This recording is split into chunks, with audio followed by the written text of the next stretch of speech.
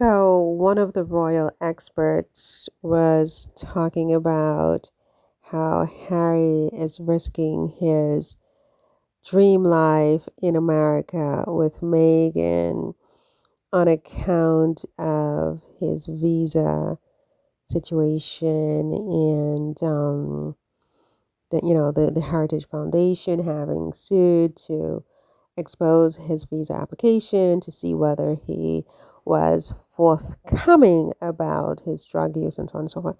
And so I'm just like, okay, whatever. But what I really wanted to focus on was this dream life that he mentioned because it seems pretty clear to me that that's the one thing he said that was true, that is true, and that will continue to be true is the fact that Harry and Meghan are living their dream life, and Harry in particular. I mean, Meghan is American and she's Californian, and so she's used to living in California.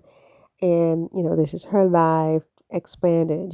But Harry, he's crossed the Atlantic and he's in a different country and he's living a life that even his mom, Princess Diana, had only dreamed about doing. She reportedly wanted to move to America at one point, but was never able to do so prior to her death. And when you look at the life that Harry and Meghan are leading and living in America, you can see that he leveled up by a lot. And it's not just the size of his Montecito mansion, because, as I have said, after a certain point, a house is just a house. I mean, after the fifth bedroom, it's academic. You know what I'm saying? So it's not just the size of the house, although you can't really, discount that as well as being a part of the thing where, when you consider they were living in Nottingham Cottage, which is a 2x4 hut for all practical purposes. No offense to anybody, but it was a 2x4. I mean, I live in a 2x4 hut. So, when I say 2x4 hut, I don't mean to be rude. It was what it was, right? They upgraded to this amazing house, not just the size of the house, but where it's located in Montecito, the American Riviera. By all accounts, a very, very, very beautiful place that challenges where they were living in Kensington Palace. I mean, London is very nice, but it's not Montecito, California. You know what I mean? It's grimy. It's got its issues, and Montecito is just, I think, would be very, very affluent and very clean and green and lots of flowers and gardens and the ocean views and so on. You can't really compare the two. But it's not just that, it's also the tan. Look at this man's tan. It's the weather as well. London's weather, everybody knows it's not its best feature. It rains constantly, which, if that's what you're used to and what you're born into, it's not a big deal. But so for Harry, he got used to it. It's what it is.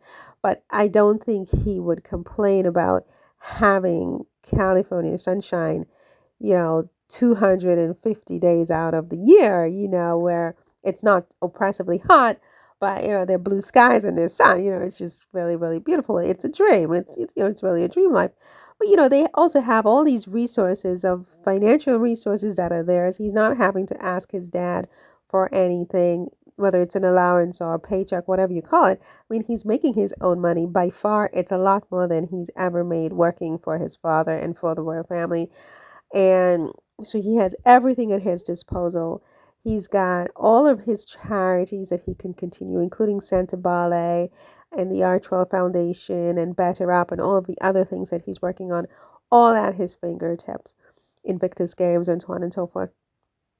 So he's missed nothing at all by moving over to this place where there's better weather, there's more room, there's more freedom, and yet he even has greater clout because now his profile is more sort of open to international players and governments and so on and so forth. So he's like literally getting invited individually and independently, I should say, of his father and his older brother.